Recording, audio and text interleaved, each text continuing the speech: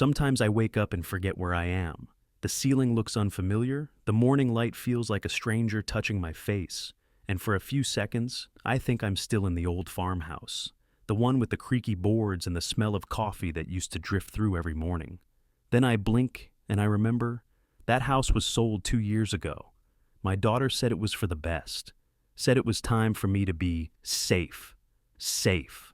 That's what people say when they mean out of the way. The first time I forgot my own address, I laughed. The second time, my son didn't. He told me it wasn't funny. He said, "Dad, we have to face facts." And I did, just not the facts he thought. Because the truth is, I never forgot the things that mattered. I still remember my late wife's laughter echoing in the garden. I remember the smell of oil and hay in the barn, the way my grandson used to run to me yelling, "Grandpa, the tractor's a monster." And I remember the look in my daughter's eyes the day she drove me here, a mix of guilt and relief, like someone setting down a heavy box they were tired of carrying. Now, I live in a quiet apartment complex by the river. Not a nursing home, they said, just assisted living. The name sounds gentle enough, like life is helping me walk instead of pushing me aside. There are polite nurses, a courtyard with plastic flowers, and other old men who play cards and pretend not to be lonely. They call me Mr. Tom because Grandpa belongs to someone else's family now. It's been 7 months since I last saw my grandchildren. Liam turned 12 in August. I know because I wrote the date on a sticky note on my desk, right under the photo of him wearing that silly cowboy hat I bought him when he was 5. The last time he visited, he asked me if I really couldn't remember things. I told him sometimes I forget small stuff, like where I put my glasses. He looked relieved, like the idea of me forgetting him was too big to think about. He hugged me hard before he left. That hug still lingers on my chest like a phantom pain. The truth is, I forget details, not people. People live in the bones. My daughter Claire calls once a week. Her voice is always tight, like she's trying not to cry or not to feel guilty. Maybe both. She says, "Dad, how are they treating you there?" And I always answer, "Like a king." We both know it's not true. The staff are kind but busy, and the other residents mostly live in the past. I guess I do too. Every evening, I walk to the edge of the courtyard and watch the cars go by.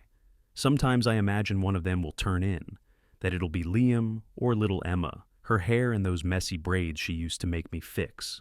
She once said, "Grandpa, you tie hair like you tie shoelaces, tight and wrong." I laughed so hard I nearly dropped the brush. That was before she started calling less and less, before the world decided I was too fragile to be included in it. Funny thing about memory. People think when it slips you stop noticing, but you notice more. You see every sigh, every sideways glance, every little effort people make to pretend they're not leaving you behind. You see it all.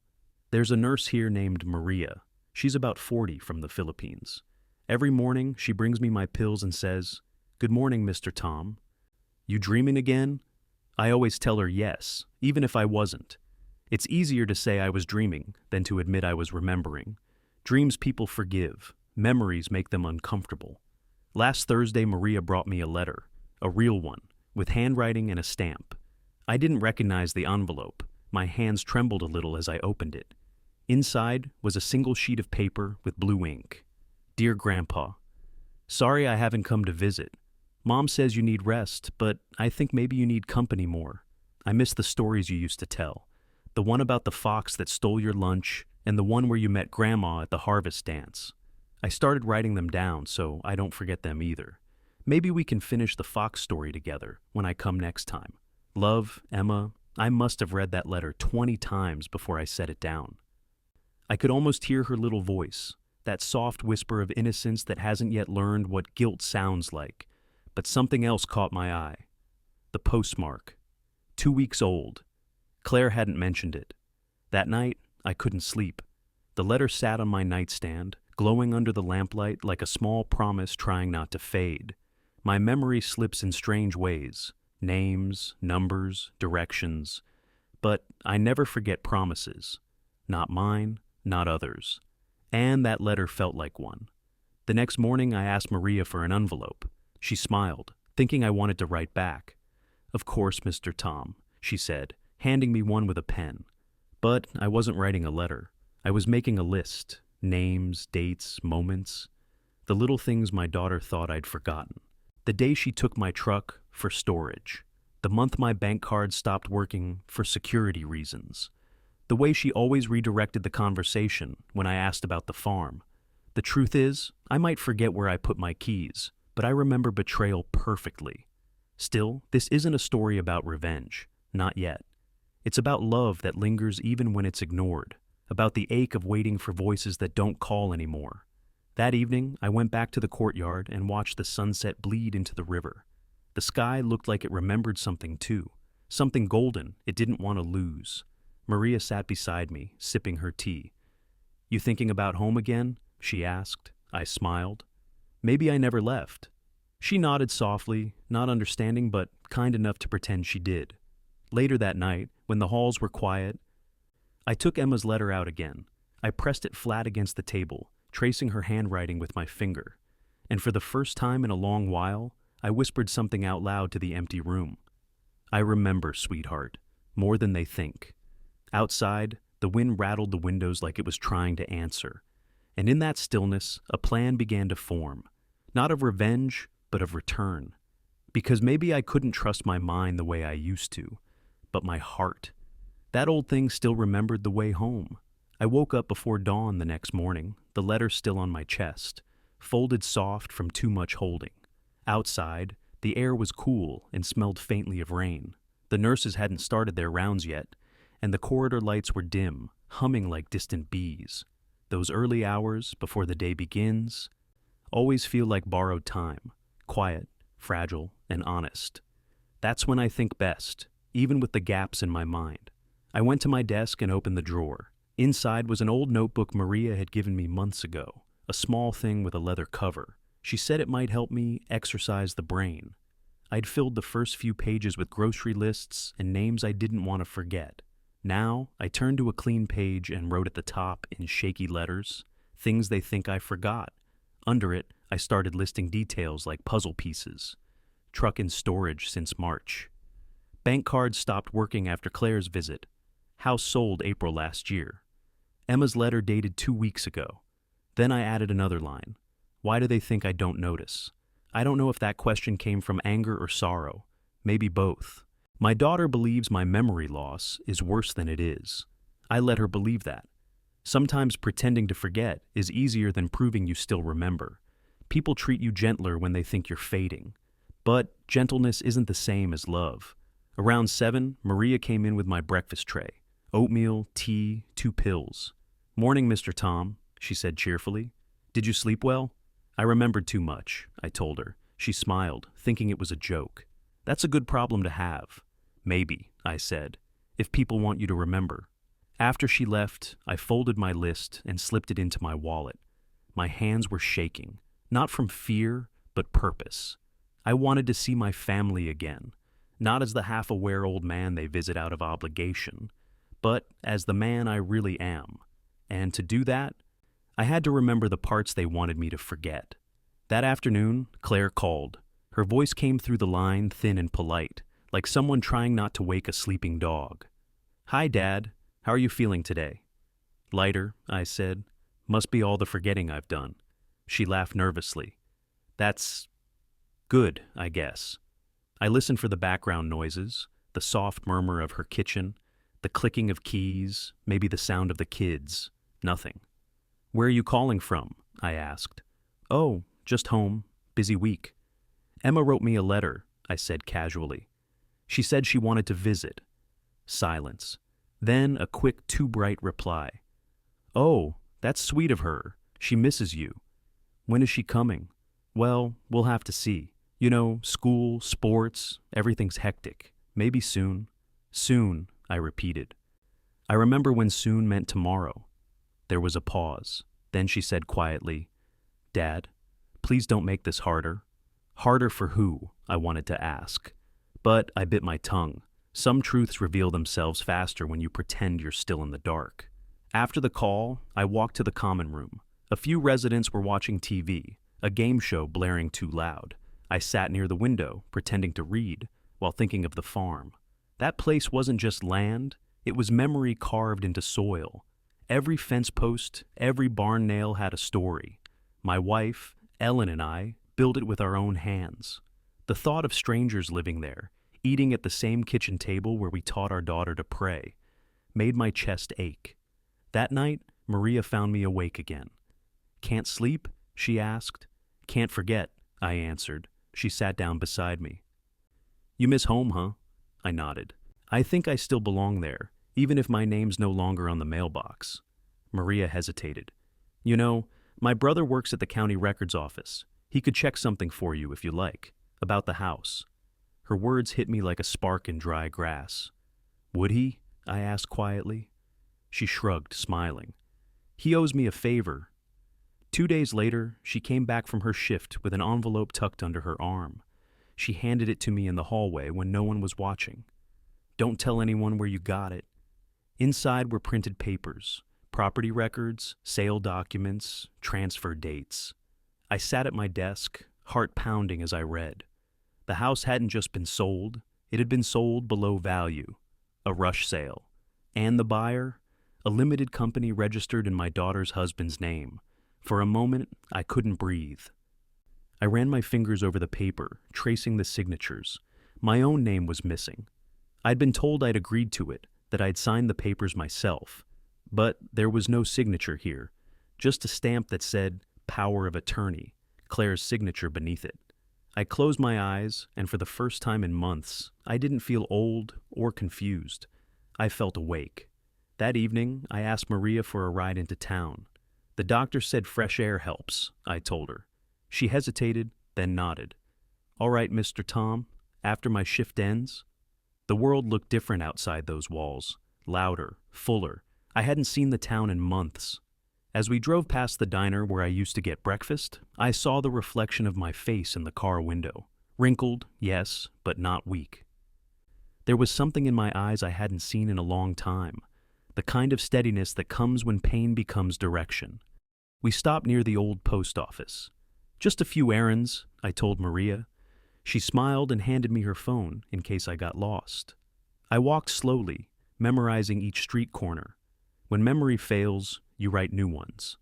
Inside the post office, I asked for a money order. "Just enough for a few letters," I said. Then I bought stamps, envelopes, and a small notebook. As I walked out, the sky had turned the color of old copper, like the evening knew a secret. Back in my room that night, I opened the notebook again. On the first page, I wrote, "Emma, Harvest Dance Story." Then beneath it, "Claire, truth will set you free, even if you hide it." I wasn't sure yet what I'd do. But I knew one thing. Losing your memory doesn't mean losing your sense of right and wrong. Some things stay carved too deep. When I finished writing, I turned off the light and sat in the dark, listening to the river outside my window. The current sounded steady, determined, moving towards something it couldn't yet see. And I thought, maybe that's me now, moving towards something I've forgotten how to name. But somewhere deep inside, a voice whispered, quiet and certain, "You haven't forgotten. You're just waiting to remember out loud." The next morning, I started planning how to do exactly that. It's strange how strength can come back when you least expect it. For months, I'd shuffled through my days like a man wrapped in fog. But after I read those property papers, something cleared inside me. Not my memory, my purpose. It felt like waking from a long nap to find your house on fire. The fear comes first, then the clarity. I didn't tell Maria what I'd found. I simply thanked her, promised to return the envelope, and tucked it under my pillow that night. She thought I was quiet because of my condition. In truth, I was quiet because I was planning. For days I acted normal, took my walks, ate my oatmeal, even laughed at the television when the other residents did. But in my pocket, I carried a small slip of paper, the address of my daughter's office. Claire worked for a local real estate agency. I remembered visiting it once years ago, back when I could still drive. The irony wasn't lost on me. The woman who sold homes for a living had sold mine behind my back. I waited for the right moment. On Wednesday morning, Maria was too busy to notice me slip out the front gate. I'd told her I wanted to walk to the park, the one half a mile away. Instead, I took a taxi. The driver was an old man himself, the kind who doesn't ask questions if you look determined enough. "Where to, sir?" he asked. Cedar Realty Main Street, I said. My voice didn't sound like mine. It sounded younger, steadier. The office looked the same as I remembered. Glossy windows, smiling photos of agents holding sold signs. Inside, the air smelled of coffee and perfume. A receptionist looked up from her desk. "Good morning, sir. Do you have an appointment?" "I'm here for Claire Thomas," I said. "Tell her father's here." Her eyes widened slightly. She must have known the name. "Of course, one moment." I stood near a rack of property brochures while she called. My reflection stared back at me from a framed poster. An old man in a flannel shirt, slightly stooped, but still holding himself like someone who once built fences with his own hands. When Claire came out of her office, she froze. "Dad, what are you doing here?" "Had a good walk," I said. "Thought I'd drop by."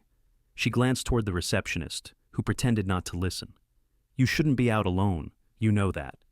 "I remember more than you think," I told her softly. "Like how this place handles quick property sales." Her smile faltered. "Let's talk in my office." The door closed behind us with a soft click. Her office was tidy, too tidy, with fake plants and family photos arranged like props. One of the pictures caught my eye. Emma and Liam at the beach, both sunburned and smiling. I couldn't look away. "Dad," she said, lowering her voice, "you can't just leave the facility without telling anyone. What if something happened?" I'd remember who to call. I gestured toward the framed certificate on her wall. "Claire Thomas, licensed broker." "You sold my house." She blinked fast. "We've talked about this. You signed the papers." "I didn't. There's no signature from me on record." "Because you gave me power of attorney. You don't remember?" "I remember exactly why I didn't." I took the envelope from my coat pocket and placed it on her desk. The county records Maria's brother had printed out. "You sold it for less than it was worth. To Mark." Her face tightened. "Dad, please lower your voice." "Why? Are you afraid someone might hear the truth?" She sank into her chair, rubbing her temples. "You don't understand. We were drowning in debt. Mark's business went under. The farm was sitting empty. You thought you'd clean up your life with my home. Dad, you weren't safe living alone. The doctor said you needed supervision. I did what was best for everyone. For everyone but me." She looked up sharply. "That's not fair." "No," I said quietly. "It isn't." For a moment, neither of us spoke. The air between us felt heavy, like it might break. Finally, she sighed.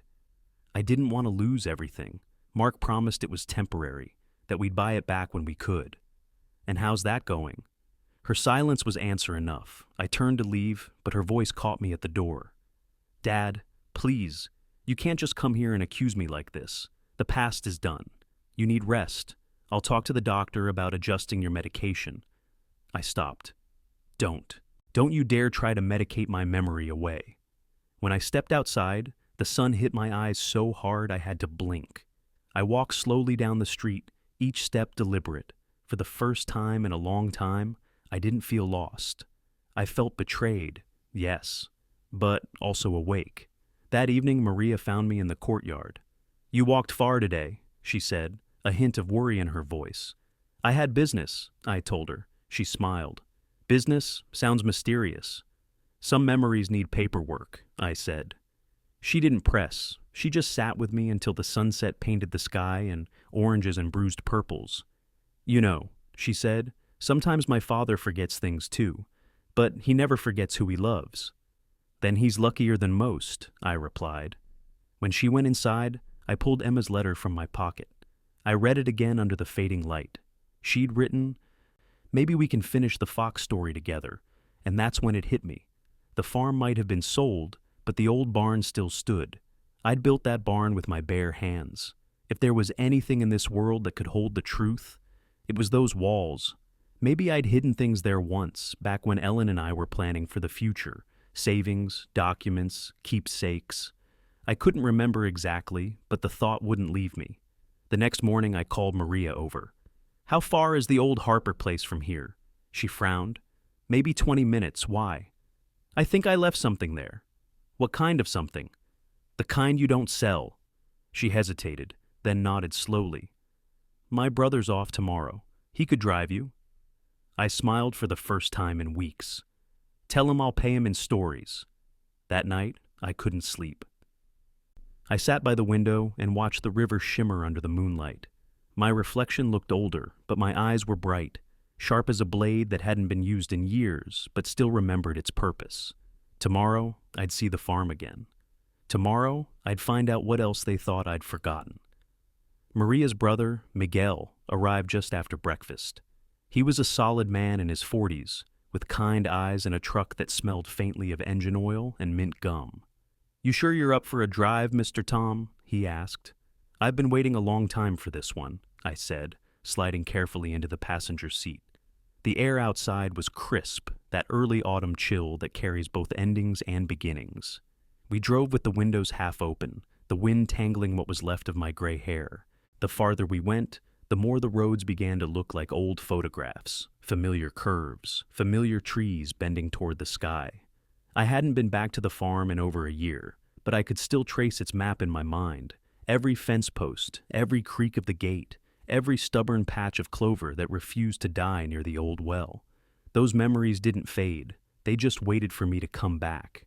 When the truck turned down Harper Road, my chest tightened. The sign still said, "For sale," though the paint was peeling. The driveway was overgrown, the gravel swallowed by weeds. The white farmhouse had dulled to gray, the porch railing missing a plank. Miguel parked near the gate. "You want me to come with you?" I shook my head. "I need to do this alone." The hinges groaned as I pushed the gate open. I could almost hear Ellen's voice teasing me. "You always said you'd fix that tomorrow." Tomorrow had stretched into forever. The yard smelled of dust and forgotten summers. As I walked toward the barn, I felt the strange pull of the past, like a tide I couldn't fight. The red paint was faded, the doors half open. When I stepped inside, sunlight streamed through holes in the roof, scattering gold across the dust. It looked holy somehow, like the place remembered what it once held. I stood there a long time, breathing it in. The silence wasn't empty. It was full of echoes. Ellen's laughter, my daughter's first steps, the sound of tiny boots running across the floorboards, and somewhere under all that, something else, a memory, half buried. Back then, Ellen and I had kept a small lockbox under the workbench. Inside were papers, deeds, insurance, letters, even the old wedding photo she loved. I knelt, my knees protesting, and pulled at the loose plank beneath the bench. To my surprise, it lifted easily. Dust fell away like ash. There it was, the metal box, rusted but still locked tight. My hands trembled as I pried it open with an old screwdriver hanging nearby. Inside were yellowed envelopes, wrapped with string, and a small notebook with Ellen's handwriting across the front. For Tom, when remembering hurts too much. I sank onto the dirt floor. The smell of old paper filled the air. I untied the string and opened the first envelope. Inside was a letter written in her steady, looping script. "If you're reading this, I guess time has started taking things from you. Maybe memories, maybe strength. But I want you to remember this. Everything we built was for love, not for ownership. Don't let anyone sell the meaning of it. The land is only worth what it held. And what it held, Tom, was us." Tears blurred the words. I hadn't cried since the day we buried her. It felt like years of silence breaking loose all at once. I could almost hear her saying it aloud, the way she used to when I'd get stubborn. "The land isn't our life, Tom. It's just where our life happened." But there was more. Beneath the letter was another envelope, addressed to Claire. It had never been mailed. The date on it was 3 months before Ellen died. My pulse quickened. I hesitated, then opened it carefully. "Claire, your father is going to need you to be strong, but not the way you think. Don't take his choices away from him. Don't protect him by lying. He's given his whole life to make sure you had yours. When the time comes, remember, what's done in love should never be repaid in fear." I stared at those words until they blurred. My daughter must have found this box once and never opened it, either out of grief or guilt. Maybe she thought it was just old paperwork, or maybe she knew exactly what was in here and couldn't bear to face it. At the bottom of the box was a photograph I'd never seen before. Ellen, young and sunlit, standing beside the barn door, holding baby Claire in her arms. On the back, written faintly, Don't forget where she came from. A sound behind me made me turn. Miguel had stepped into the doorway, hat in hand. You okay, Mr. Tom? I wiped my eyes. Just found something I lost a long time ago. He nodded. Looks like a good kind of something. Before we left, I took one last look around the barn. The walls seemed to breathe, to remember. I whispered, thank you, not sure to whom, Ellen, the house, or time itself. Then I tucked the notebook and both letters into my jacket. On the way back, the world looked different, not softer, but sharper. I realized something important. Memory isn't just about the past. It's also about defending what's true when everyone else starts rewriting it. That evening, I sat by the river outside the facility, the box beside me. Maria joined me, curious but quiet. Find what you were looking for? More than that, I said. I found what my wife wanted me to remember. She smiled gently. And what's that? That love doesn't forget, even when people do. I watched the water ripple in the fading light. The current looked like pages turning. I had proof now. Letters that showed Claire's betrayal wasn't protection. It was fear. And maybe fear could be forgiven, but not ignored. Tomorrow, I'd visit her again. But not as the confused old man she thought she'd outsmarted. Tomorrow, I'd be her father. The one who still remembered how to stand tall when everything else was falling apart. And maybe, just maybe, I'd remind her that love, when forgotten, doesn't disappear. It waits. The next morning, I woke before sunrise. The sky was still bruised with night, that quiet hour when even the birds haven't made up their minds whether to sing. I sat at my desk with Ellen's letters spread out before me. One for me, one for Claire. And the weight of them pressed on my chest like a heartbeat I hadn't felt in years. I read them again, slow, tasting every word. Ellen had always known how to say the hardest things softly. Don't protect him by lying. That line kept echoing through me. Maybe Claire hadn't read it, or maybe she had and couldn't live up to it. Either way, I understood now. Ellen hadn't just left me words. She'd left me a map, a way back to my daughter. By 8 o'clock, I was dressed in my old brown jacket, the one Ellen used to tease me about. You look like a cowboy who got lost in town, she'd say. I looked in the mirror and smiled. Maybe that's exactly what I am. Maria noticed my good mood as she brought my breakfast. You're smiling today, Mr. Tom. Got a meeting? I told her. Oh, with who? My past. She didn't ask more, just squeezed my shoulder gently. Then go make peace with it. I called a taxi again. But this time I asked to be dropped off a few blocks from Claire's house.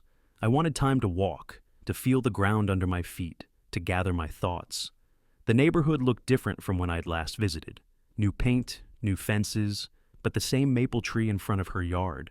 Its leaves were starting to fall, red and gold, just like the ones Ellen used to press in her Bible. I stood on the porch for a long time before knocking. Through the window I could see movement, Claire in her kitchen, pouring coffee. When she opened the door, her expression froze between surprise and worry.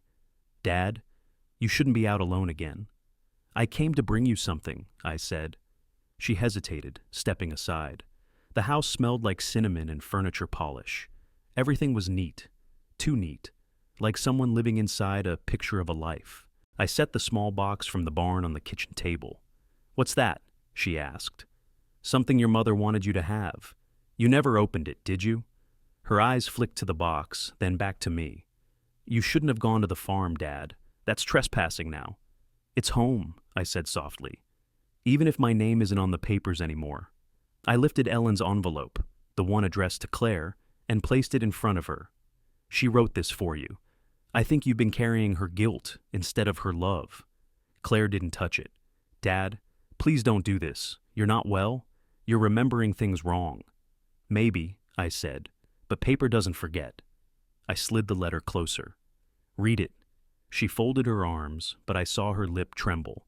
For a long moment she stared at the envelope like it might burn her fingers. Then, with a sharp breath, she tore it open. The room went quiet except for the sound of paper unfolding. Her eyes moved across the page, faster at first, then slower.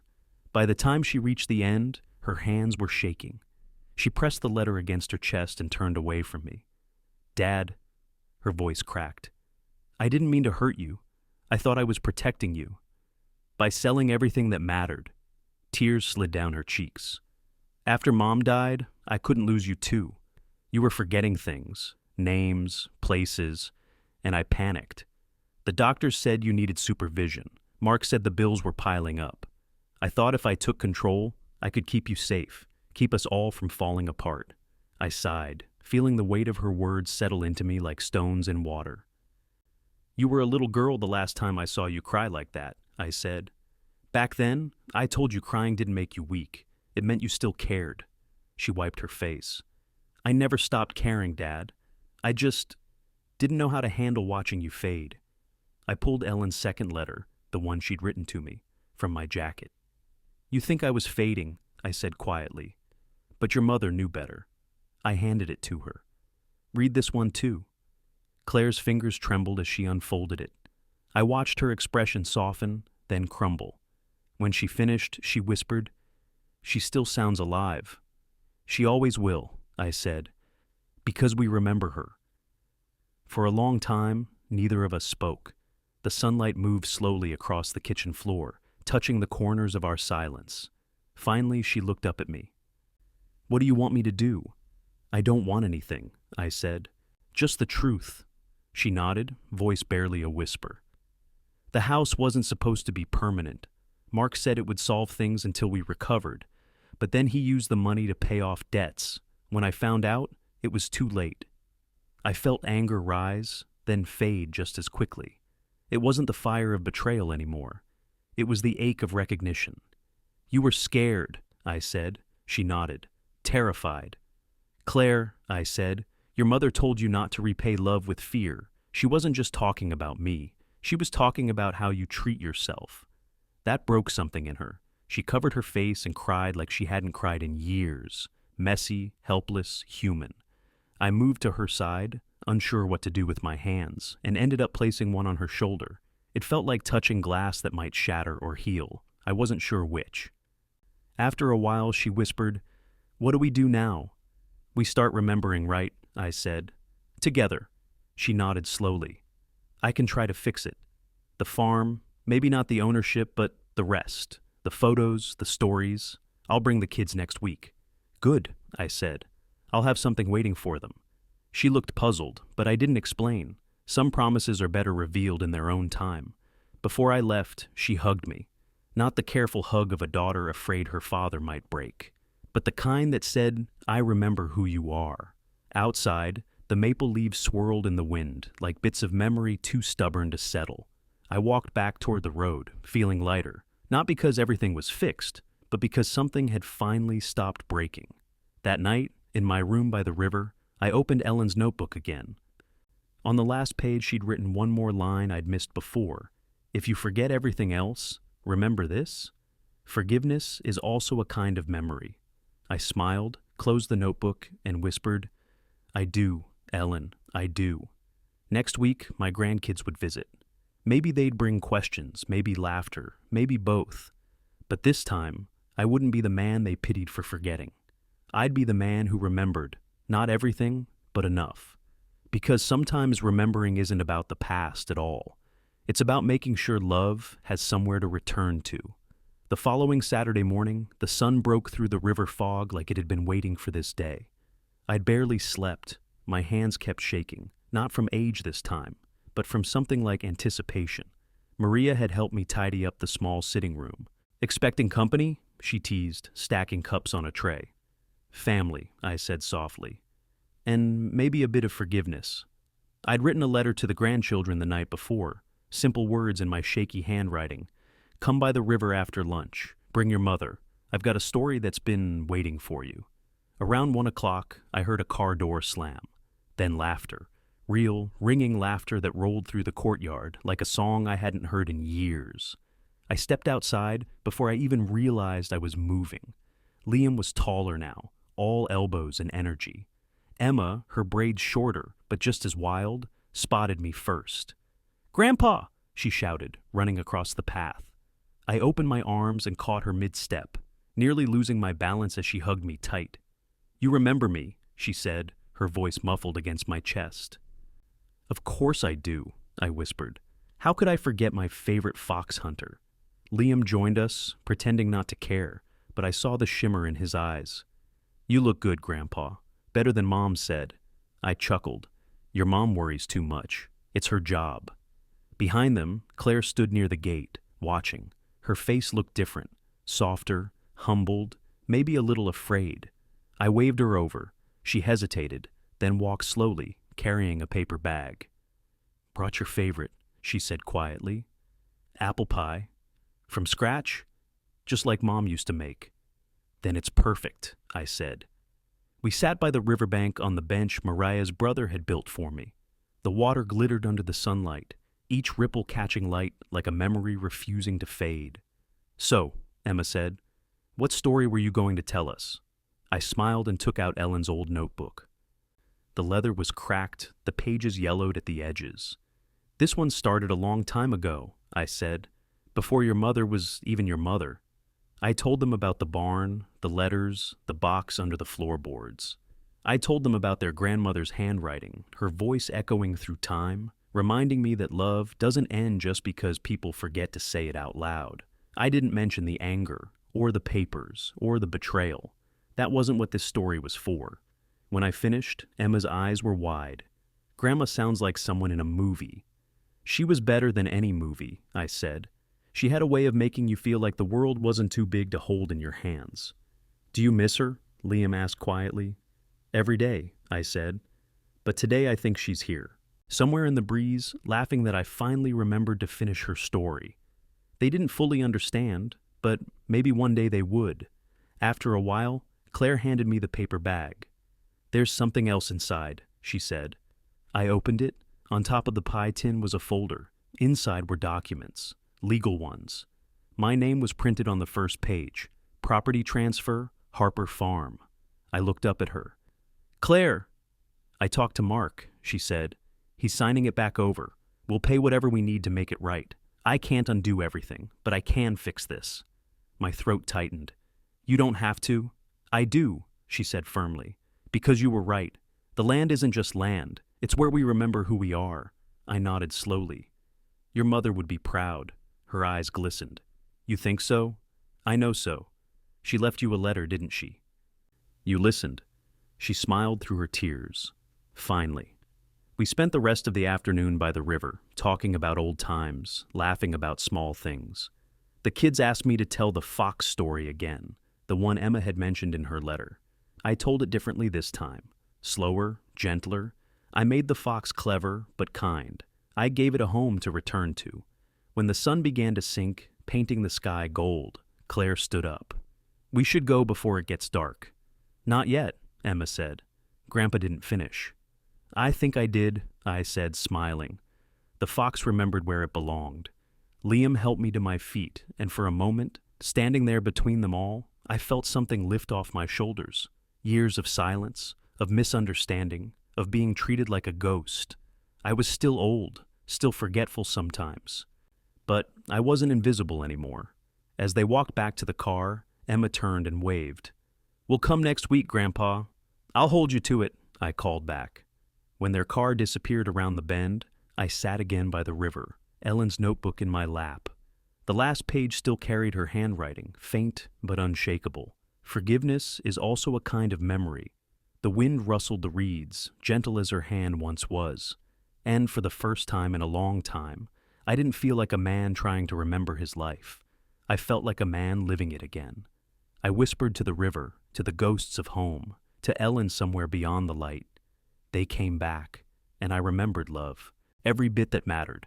Then I closed my eyes and let the sound of the water carry me, not backward but forward, into whatever peace waits for those who finally learn how to forgive and be remembered. The end.